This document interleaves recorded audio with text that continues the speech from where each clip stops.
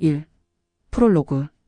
서울 변두리 낡은 주택가 골목 끝 20년째 그 자리를 지키고 있는 작은 슈퍼마켓이 있다. 간판은 색이 바래 글자도 잘 보이지 않고 냉장고는 소음이 심해 밤새 웅웅거린다. 이곳의 주인은 68세 박철수 할아버지. 한때 중경건설회사에서 30년간 현장 감독으로 일하며 가족을 부양했지만 3년 전 은퇴 후 연금만으로는 생활이 빠듯해 이 작은 가게를 인수했다.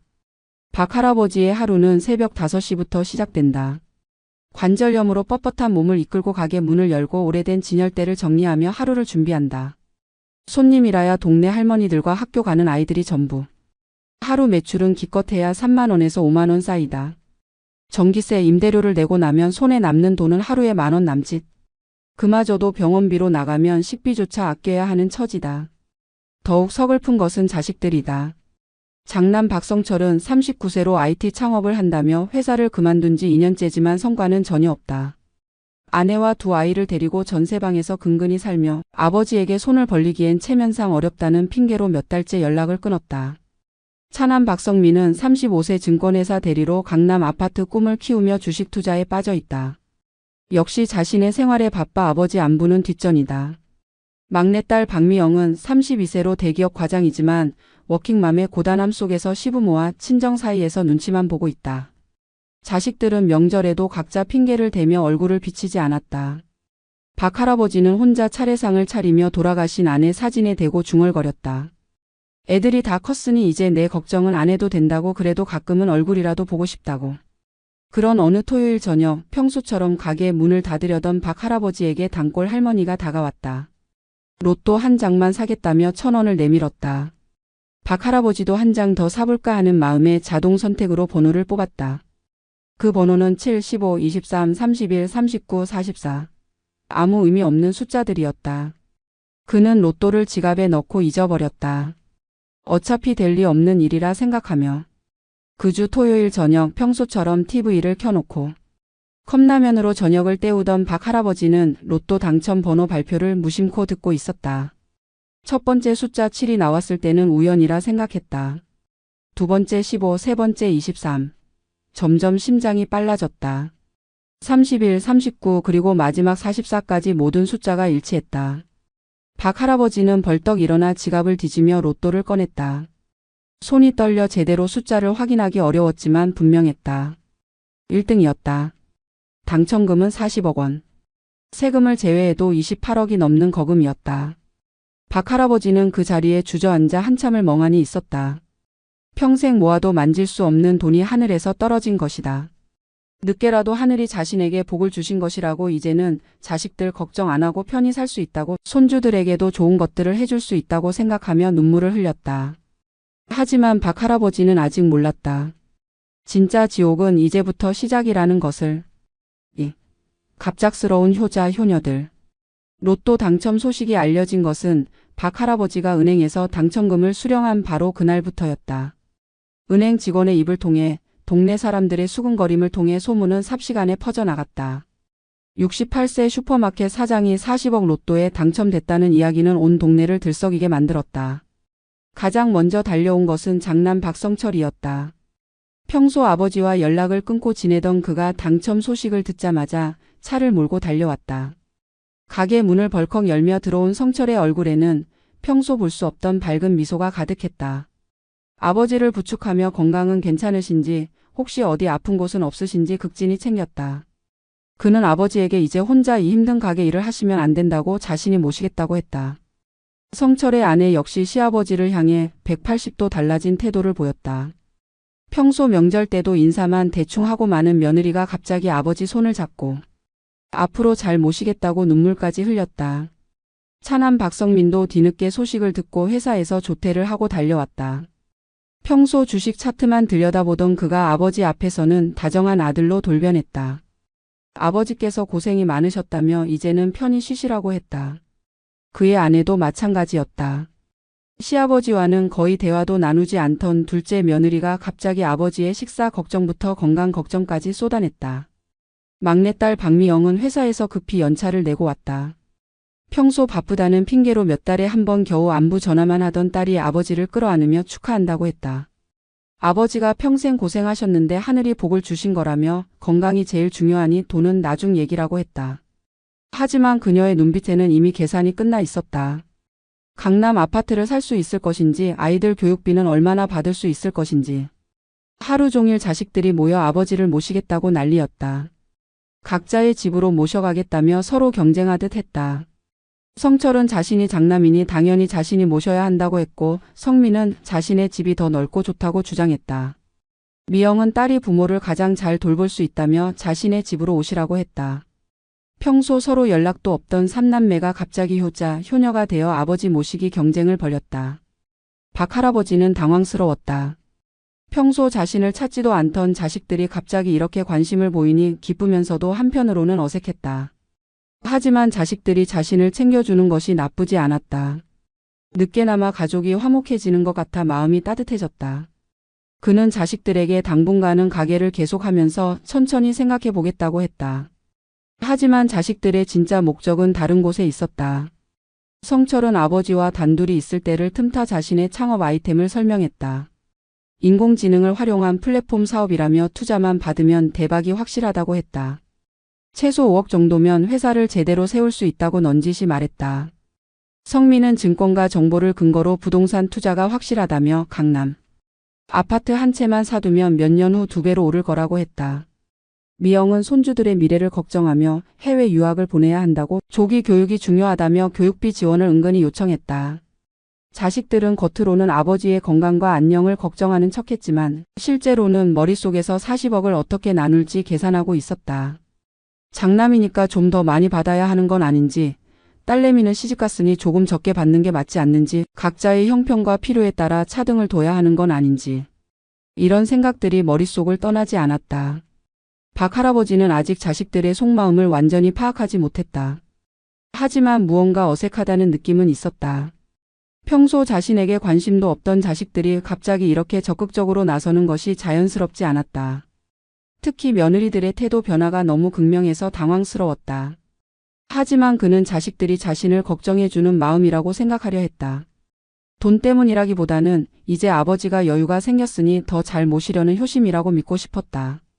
그날 밤 자식들이 돌아간 후 박 할아버지는 혼자 가게에 앉아 생각에 잠겼다. 갑자기 달라진 자식들의 모습이 기쁘기도 하고 어색하기도 했다. 진짜 자신을 위한 마음인지 아니면 돈 때문인지 확신이 서지 않았다. 하지만 어쨌든 가족이 함께 모이는 것은 좋은 일이라고 생각했다. 돈이 가족을 다시 모아준 것일 수도 있지 않나 하고 자위했다. 그러나 박 할아버지는 아직 몰랐다. 이것이 가족 화합의 시작이 아니라 파멸의 서곡이라는 것을. 3. 갈등의 시작.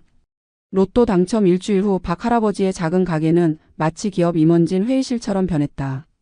삼남매와 그들의 배우자까지 총 6명이 모여 앉아 아버지의 돈을 어떻게 활용할지 진지하게 논의하고 있었다.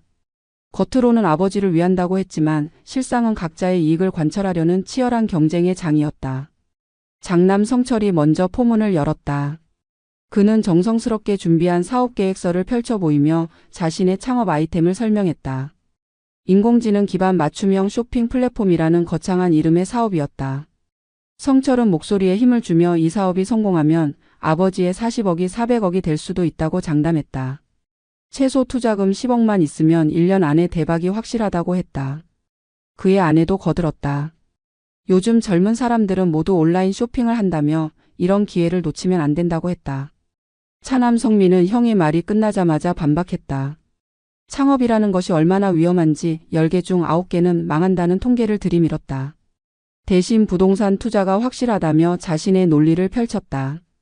강남 아파트는 절대 떨어지지 않는 블루칩이라며 지금 15억 정도면 좋은 아파트를 살 수 있고 몇 년 후면 30억도 될 거라고 했다. 게다가 임대 수익까지 얻을 수 있으니 일석이조라고 주장했다. 성민의 아내는 자신의 직장 동료들이 모두 강남 아파트로 부자가 됐다며 성공 사례들을 나열했다. 막내딸 미영은 오빠들의 욕심에 혀를 찼다. 자신은 돈을 벌려는 게 아니라 순전히 아이들을 위한 거라며 교육의 중요성을 강조했다.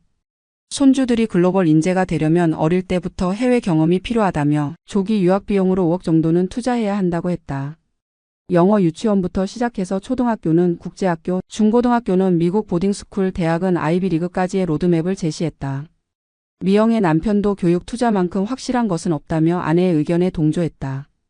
박 할아버지는 자식들의 이야기를 들으며 머리가 복잡해졌다.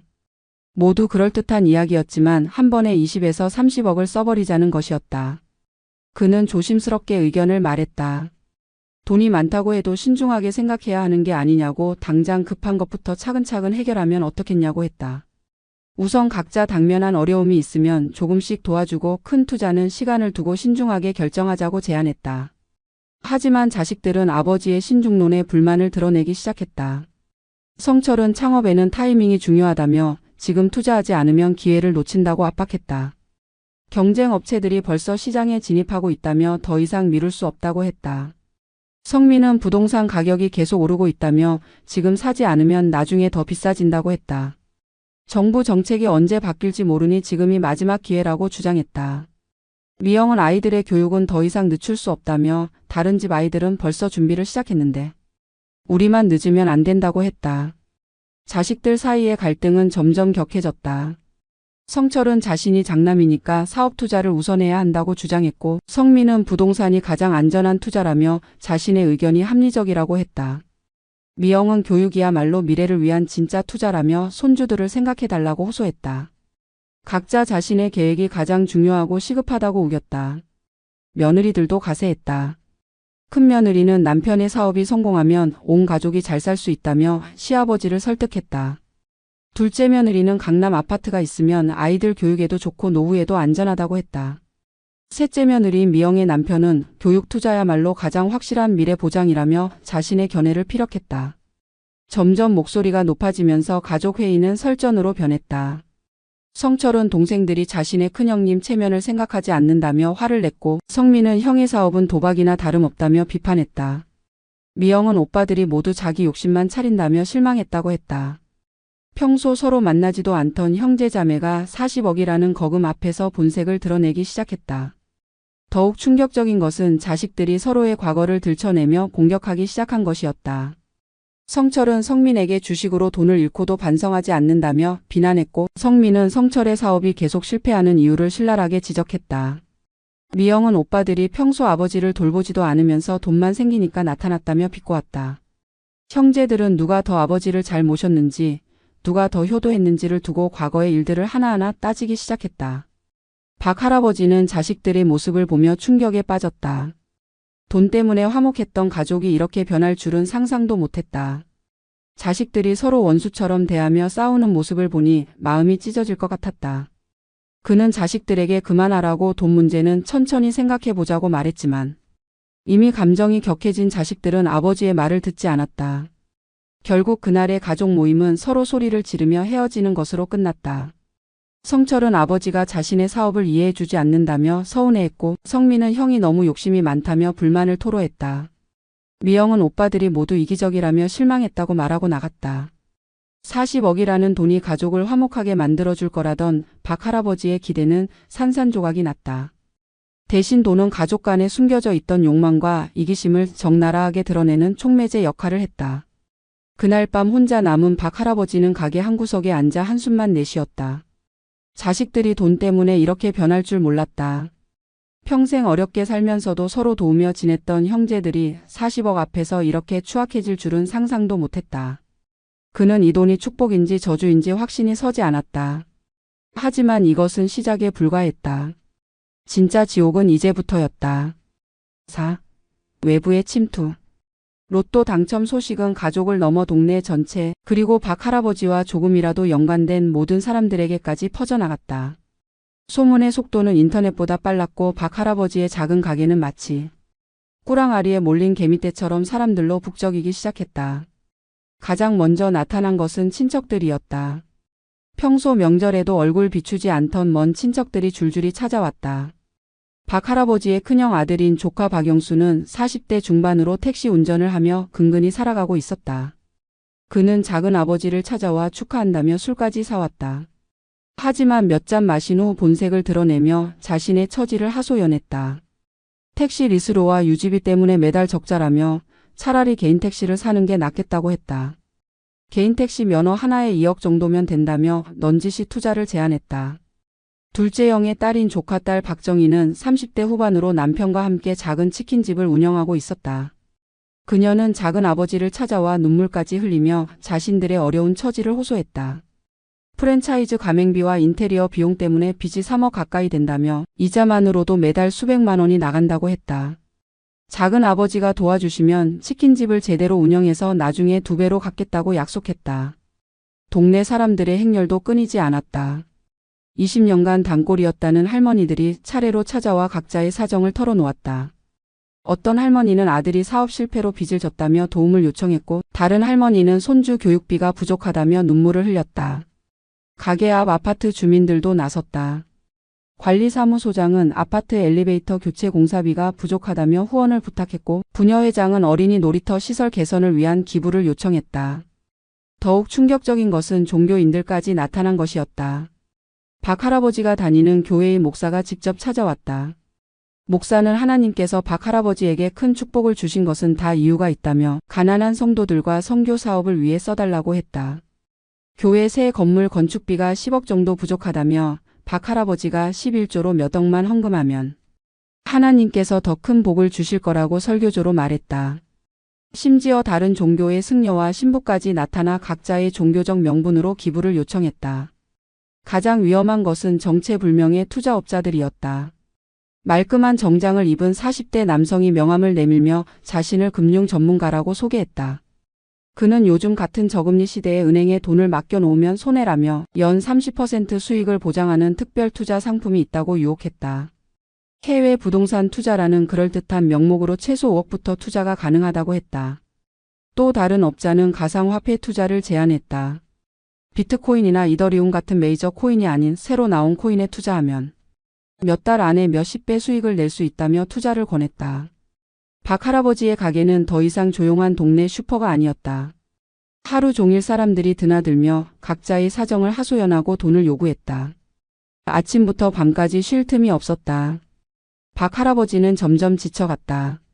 사람들의 간절한 눈빛을 보면 거절하기 어려웠지만 모두 도와줄 수도 없는 노릇이었다. 조금씩이라도 도와주려 하면 끝이 없을 것 같았다. 더욱 괴로운 것은 사람들의 태도였다. 처음에는 정중하게 부탁하던 사람들이 박 할아버지가 거절하면 점점 태도가 바뀌었다. 어떤 친척은 혈육인데 도와주지 않는다며 원망했고, 동네 할머니는 그동안 단골로 가게를 이용해줬는데 배은망덕하다며 화를 냈다. 심지어 욕설을 하며 나가는 사람들도 있었다. 박 할아버지가 돈이 생기니 사람이 변했다며 비난하는 사람들도 있었다. 가장 충격적인 일은 밤중에 일어났다. 새벽 2시쯤 가게 유리창에 돌이 날아왔다. 유리창이 깨지면서 큰 소음이 났지만 범인은 찾을 수 없었다. 경찰에 신고했지만 별다른 단서는 없었다. 아마도 돈을 빌려달라고 했다가 거절당한 누군가의 소행으로 보였다. 박 할아버지는 그날 밤 한숨도 잘 수 없었다. 전화도 쉴 새 없이 걸려왔다.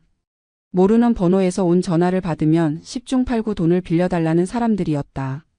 어떻게 전화번호를 알았는지 전국 각지에서 전화가 걸려왔다. 심지어 해외에서도 전화가 왔다. 박 할아버지는 결국 전화기를 뽑아버렸다. 동네 분위기도 완전히 바뀌었다. 예전에는 정겨웠던 이웃들이 이제는 박 할아버지를 보는 눈빛이 다르다. 어떤 사람들은 부러움과 시기의 눈빛으로, 어떤 사람들은 기대와 탐욕의 눈빛으로 바라봤다. 길을 걸으면 사람들이 수군거리는 소리가 들렸다. 저 할아버지가 40억 당첨된 사람이야. 우리도 조금만 도와달라고 해볼까? 돈 많은 사람이 인색하긴 같은 말들이 귀에 들려왔다. 박 할아버지는 점점 외부와의 접촉을 피하게 되었다.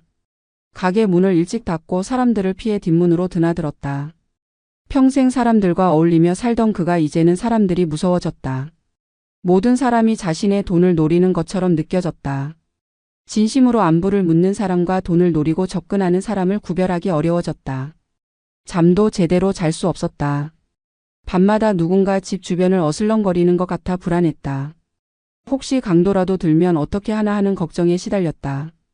실제로 동네에는 박 할아버지 집에 현금이 많이 있을 거라는 소문이 돌고 있었다. 은행에 맡겨놓았다고 아무리 말해도 사람들은 믿지 않았다. 가장 괴로운 것은 자식들의 압박이었다. 외부 사람들의 요구는 거절할 수 있지만 자식들의 요구는 거절하기 어려웠다. 성철은 매일 전화해서 사업 투자를 재촉했고 성민은 부동산 매물 정보를 가져와 빨리 결정하라고 압박했다. 미영은 아이들의 학원비와 유학 준비비가 시급하다며 재정 지원을 요청했다. 자식들도 결국 다른 사람들과 다르지 않았다. 아버지의 돈을 노리고 있었다. 박 할아버지는 이제 깨달았다. 40억이라는 돈이 축복이 아니라 저주였다는 것을. 돈이 생기기 전에는 비록 가난했지만 평안했다. 이웃들과 정겹게 지냈고 자식들과도 서먹하지만 큰 갈등은 없었다. 하지만 이제는 모든 것이 바뀌었다. 돈이 사람들의 마음을 바꿔놓았고 가족조차 믿을 수 없게 만들었다. 병든 마음 진짜 가족. 로또 당첨 2달 후 박 할아버지의 몸과 마음은 극도로 쇠약해져 있었다. 매일 몰려드는 사람들의 요구와 자식들의 압박 그리고 잠 못 이루는 밤들이 누적되어 그의 건강을 망가뜨렸다. 평소 건강했던 그였지만 스트레스는 나이든 몸에 치명적이었다. 그날도 평상시와 다름없이 힘든 하루였다. 아침부터 성철이 찾아와 사업자금이 시급하다며 재촉했고 오후에는 조카가 와서 택시 구입비를 빌려달라며 2시간 넘게 매달렸다. 저녁에는 교회 목사가 또다시 찾아와 건축 헌금을 독촉했다. 박 할아버지는 하루 종일 사람들을 상대하느라 제대로 식사도 못했고 약속했던 병원 진료도 미뤘다. 밤 10시가 넘어서야 마지막 방문객이 돌아가고 박 할아버지는 혼자가 됐다. 가게 뒷방에 앉아 하루를 정리하려는데 갑자기 가슴이 조이기 시작했다. 숨이 가빠지면서 식은땀이 흘렀다. 처음에는 단순한 피로라고 생각했지만 점점 심해졌다. 왼쪽 팔이 저리고 어지러움까지 밀려왔다. 박 할아버지는 이상함을 감지하고 119에 전화를 걸려고 했지만 손에 힘이 들어가지 않아 전화기를 떨어뜨렸다. 그때 뒷문이 열리며 누군가 들어왔다. 막내 며느리였다. 정확히는 막내딸 미영의 남편인 김철민의 어머니, 즉 박 할아버지와는 사돈지간인 60대 김순자 할머니였다. 그녀는 평소에도 종종 박 할아버지를 찾아와 안부를 물어보곤 했는데 이날도 늦은 시간이지만 혹시나 해서 들른 것이었다. 김 할머니는 박 할아버지가 쓰러져 있는 것을 보고 즉시 119에 신고했다. 구급차가 올 때까지 박 할아버지의 손을 잡고 의식을 잃지 않도록 계속 말을 걸었다. 병원에 도착해서도 응급실에서 밤새 곁을 지켰다. 의료진은 급성 심근경색 초기 증상이라며 스트레스와 과로가 주요 원인이라고 진단했다. 다음 날 아침 소식을 들은 자식들이 병원으로 달려왔다. 하지만 그들의 관심은 여전히 아버지의 건강보다는 다른 곳에 있었다. 성철은 병실에서도 사업 얘기를 꺼내며 아버지가 쓰러진 것도 투자 결정을 미뤄서 받은 스트레스 때문이라고 했다. 성민은 아버지 명의로 된 재산 관리를 자신이 맡아야 한다며 은행 서류를 챙겨왔다. 미영은 겉으로는 걱정하는 척했지만 아이들 교육비가 언제쯤 나올지 은근히 떠보았다. 더욱 충격적인 것은 자식들이 병실에서도 서로 싸우기 시작한 것이었다. 성철은 자신이 장남이니까 아버지의 의료진과 치료 방침을 결정해야 한다고 주장했고 성민은 형이 아버지를 병나게 만든 주범이라며 비난했다. 미영은 오빠들이 아버지의 돈만 생각한다며 화를 냈다. 세 남매는 아버지가 의식을 잃고 누워있는 병상 옆에서 목소리를 높여 다퉜다. 간병인 없이 혼자 아버지를 돌보겠다고 나선 사람은 의외로 김순자 할머니였다. 자식들은 모두 각자의 일이 있다며 교대로 병원에 오겠다고 했지만 실제로는 하루에 몇 시간씩만 들르고는 갔다. 반면 김할머니는 아예 병원 옆 고시원에 방을 얻어 24시간 박 할아버지를 돌봤다. 김할머니는 박 할아버지가 의식을 회복한 후에도 계속 곁을 지켰다.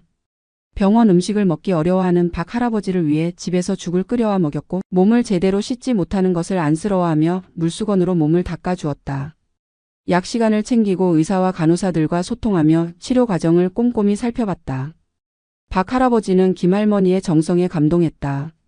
혈연 관계도 아닌 사돈이 이렇게까지 자신을 돌봐주는 것이 고마웠다. 반면 자식들의 모습은 실망스러웠다. 병문안을 와서도 아버지의 안색이나 컨디션보다는 퇴원 시기와 재산 관리에 더 관심을 보였다. 심지어 병실에서도 서로 아버지의 돈을 어떻게 쓸 것인지를 두고 신경전을 벌였다. 이번 일주일째 되는 날 박 할아버지는 김 할머니에게 속마음을 털어놓았다.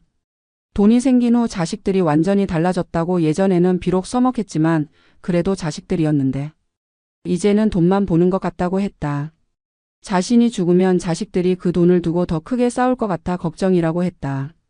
김 할머니는 박 할아버지의 손을 잡고 말했다. 돈이 사람을 변하게 만들 수는 있지만 진짜 가족의 마음까지 바꿀 수는 없다고. 자식들도 마음 깊은 곳에서는 아버지를 걱정하고 있을 거라고 위로했다. 하지만 박 할아버지는 고개를 저었다. 이미 자식들의 변한 모습을 너무 많이 봤기 때문이었다. 이번 2주째 퇴원을 앞두고 자식들이 모였다. 이번에도 그들의 주요 관심사는 아버지의 건강 회복이 아니었다. 성철은 아버지가 다시 스트레스 받지 않도록 사업 투자를 빨리 결정해달라고 했고, 성민은 부동산 투자야말로 안전한 선택이라며 자신의 의견을 관철하려 했다. 미영은 아버지의 건강을 위해서라도 손주들 교육에 투자해 기쁜 마음을 가져야 한다고 했다. 박 할아버지는 자식들의 모습을 보며 마음이 무너졌다. 자신이 죽을 뻔했는데도 여전히 돈 얘기만 하는 자식들이 원망스러웠다. 그는 떨리는 목소리로 말했다. 자신이 이렇게 아픈 것도 잠을 못 자는 것도 사람들이 무서워진 것도 모두 이 돈 때문이라고 돈이 자식들을 괴물로 만들어버렸다고 했다.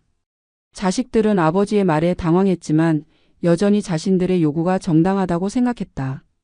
성철은 아버지가 병으로 판단력이 흐려진 거라고 했고 성민은 아버지를 위해서 하는 말이라고 우겼다. 미영은 아버지가 너무 예민해진 거라며 시간이 지나면 괜찮아질 거라고 했다. 그날 밤 박 할아버지는 김할머니에게 눈물을 흘리며 말했다. 돈이 자식들에게 독이 되었다고 자신의 로또 당첨이 가족을 망쳤다고 했다. 김할머니는 박 할아버지의 눈물을 닦아주며 함께 울었다. 그녀도 자식들의 변한 모습을 보며 안타까웠다. 돈이 사람의 마음을 이렇게까지 바꿀 수 있다는 것이 무서웠다. 박 할아버지는 그날 밤 중요한 결심을 했다. 이 돈을 자식들에게 물려주면 안 되겠다고 돈 때문에 가족이 더 이상 망가지는 것을 막아야 한다고 생각했다. 하지만 그의 몸은 이미 한계에 달해 있었다. 스트레스와 병원 생활로 급속도로 쇠약해진 그에게는 시간이 많지 않았다. 6. 마지막 선택. 퇴원 후 박 할아버지의 상태는 더욱 악화됐다. 병원에서는 충분한 휴식과 스트레스 관리가 필요하다고 했지만 현실은 정반대였다. 집으로 돌아온 그를 기다리고 있는 것은 더욱 치열해진 자식들의 경쟁과 끝없는 외부인들의 요구였다. 성철은 아버지의 투병 기간 동안 사업 기회를 놓쳤다며 더욱 다급해했다. 경쟁 업체가 먼저 시장에 진입했다며 지금 투자하지 않으면 정말 기회를 영영 놓친다고 압박했다. 그는 아버지의 건강을 핑계로 자신이 대신 재산을 관리하겠다며 은행 업무 권한을 요구했다. 성민도 마찬가지였다. 부동산 시장이 급등하고 있다며 하루라도 늦으면 손해라고 재촉했다. 그는 아버지 명의로 부동산 매매 계약을 체결하기 위해 필요한 서류들을 미리 준비해왔다. 미영은 다른 전략을 택했다. 아버지의 건강을 진심으로 걱정하는 척하면서 손주들의 교육을 위해 미국으로 이민을 가겠다고 했다. 아버지도 함께 미국에 가서 좋은 의료진의 치료를 받으며 편히 사시라고 제안했다. 물론 이민 자금과 현지 정착 비용, 그리고 아이들의 학비까지 모든 비용을 아버지가 부담해야 한다는 조건이었다. 자식들의 요구는 점점 더 구체화되고 강압적이 됐다.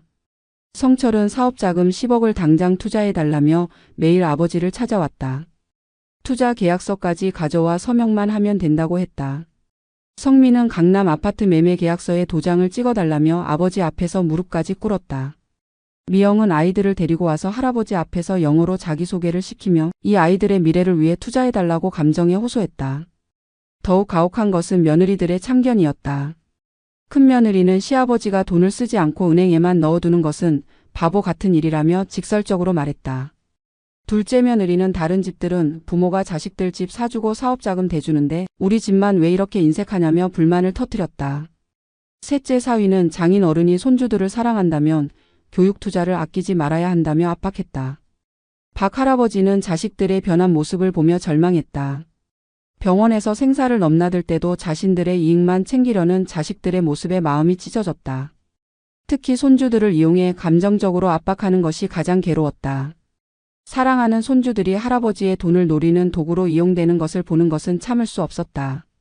외부의 압박도 계속됐다. 친척들은 박 할아버지가 병원에 입원했다는 소식을 듣고 더욱 다급해졌다. 혹시 박 할아버지가 죽으면 돈을 받을 기회를 놓칠까봐 더욱 적극적으로 나섰다. 조카들은 매일 전화해서 안부를 묻는 척하며 돈 얘기를 꺼냈다. 동네 사람들도 마찬가지였다. 박 할아버지의 건강이 안 좋다는 소문이 퍼지자 지금 아니면 기회를 놓칠까봐 더욱 간절하게 매달렸다. 가장 충격적인 것은 사기꾼들의 접근이었다.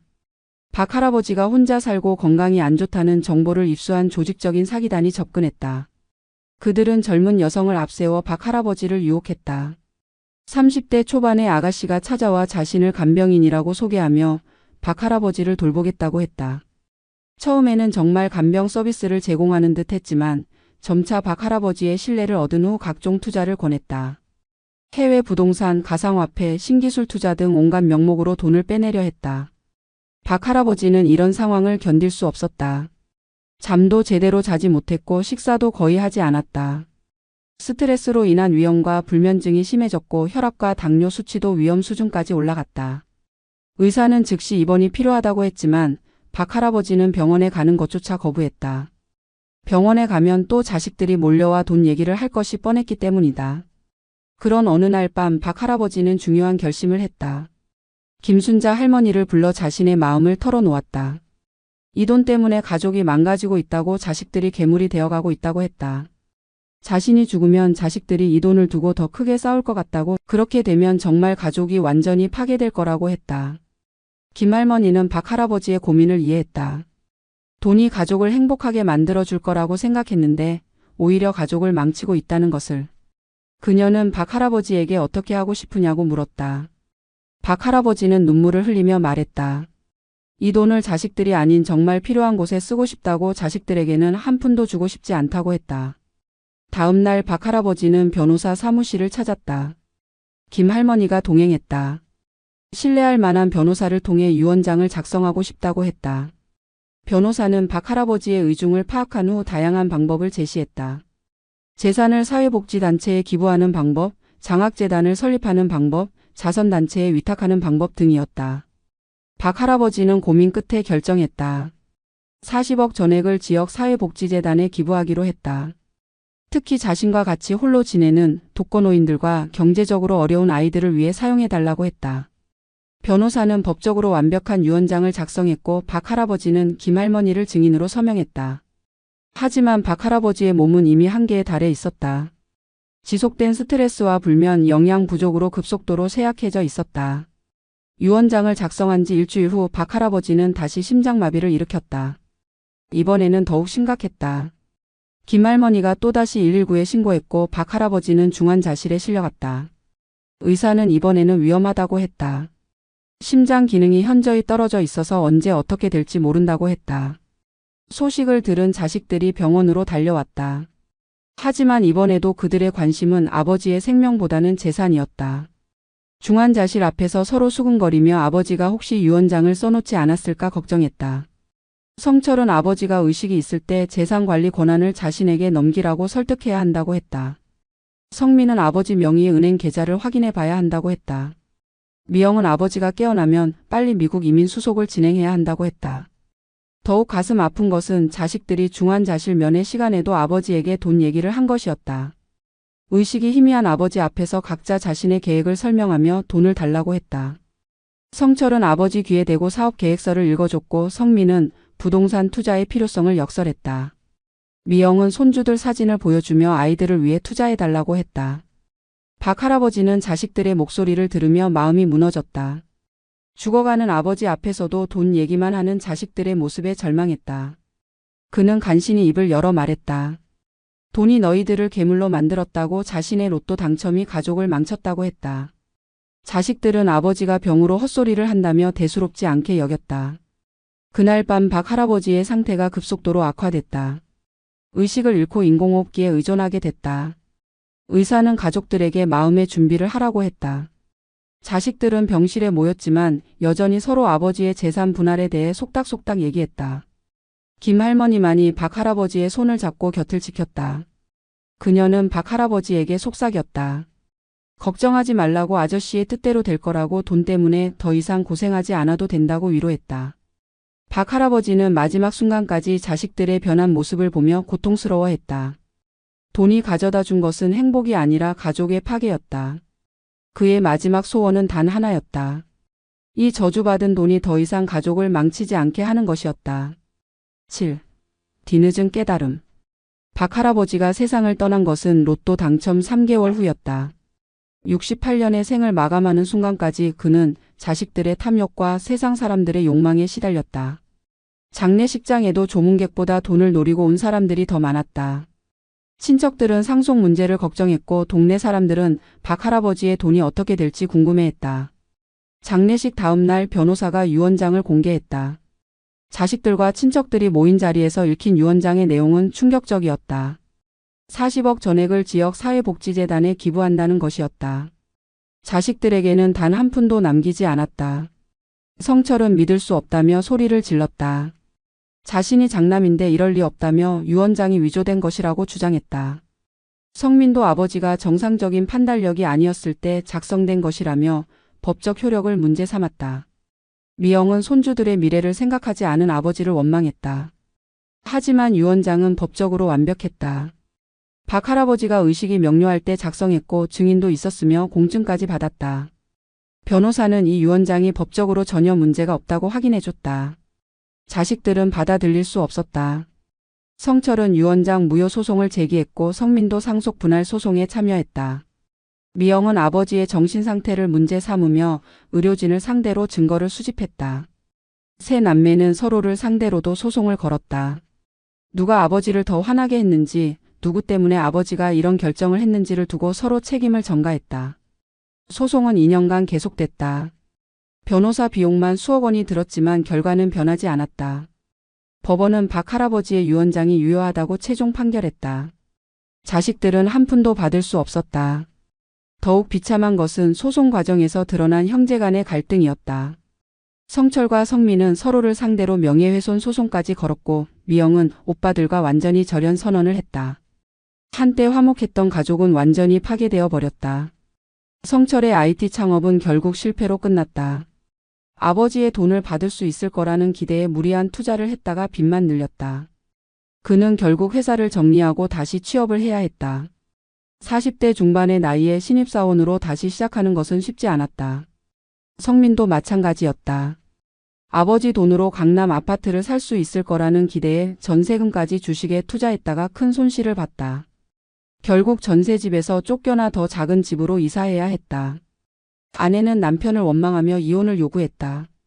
미영은 아이들의 조기 유학을 준비하며 영어 유치원과 각종 학원비로 빚을 졌다.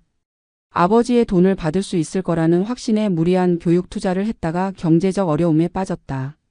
결국 아이들은 일반 공립학교로 전학해야 했다. 세 자녀 모두 아버지의 돈을 기대하며 무리한 계획을 세웠다가 오히려 더 어려운 처지에 놓이게 된 것이다. 돈을 받지 못한 실망감보다 더 큰 것은 가족의 해체였다.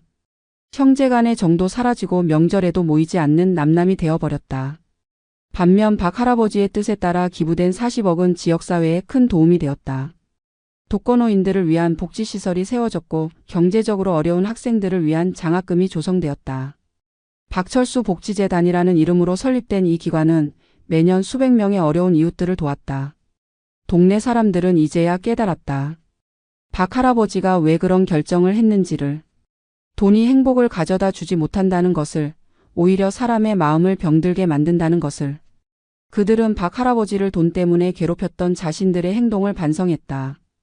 박 할아버지를 끝까지 돌봤던 김순자 할머니만이 조용히 그를 그리워했다. 매년 기일이 되면 박 할아버지가 운영하던 작은 슈퍼 앞에 꽃을 놓고 고인의 명복을 빌었다. 그녀는 박 할아버지의 마지막 말을 기억했다. 돈은 사람을 행복하게 만들어주지 못해. 오히려 사람을 괴물로 만들어버려. 5년이 지난 지금 그 작은 슈퍼는 다른 사람이 운영하고 있다. 간판도 바뀌고 내부도 새롭게 단장되었지만 동네 사람들은 여전히 그곳을 로또 할아버지 가게라고 부른다. 그리고 가끔씩 로또를 사면서 생각한다. 정말 당첨되면 행복할까? 박 할아버지처럼 불행해지는 것은 아닐까? 박 할아버지의 이야기는 동네를 넘어 전국으로 알려졌다. 로또 당첨자가 자식들에게 한 푼도 물려주지 않고 모든 재산을 기부했다는 충격적인 사연이 언론을 통해 보도되었다. 사람들은 다양한 반응을 보였다. 어떤 사람들은 박 할아버지의 결정을 이해한다고 했고 어떤 사람들은 너무 극단적이었다고 비판했다. 하지만 분명한 것은 이 이야기가 많은 사람들에게 돈의 의미에 대해 다시 생각해보게 만들었다는 것이다. 돈이 정말 행복을 가져다 주는 것일까? 가족보다 돈이 더 소중한 것일까? 얼마나 많은 돈이 있어야 만족할 수 있을까?